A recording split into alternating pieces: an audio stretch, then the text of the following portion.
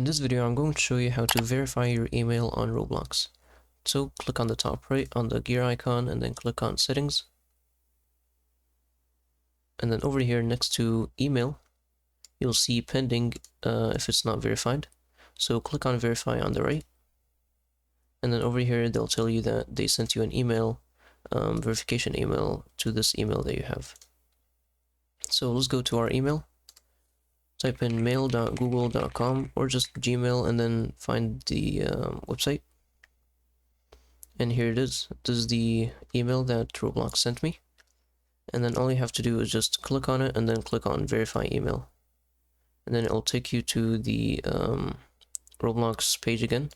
And it'll just give you a free item like this hat. And that's it. Now you've verified your email. Let's go to settings just to check it. And yep, it says verified. If you found this video helpful, please don't forget to like and subscribe.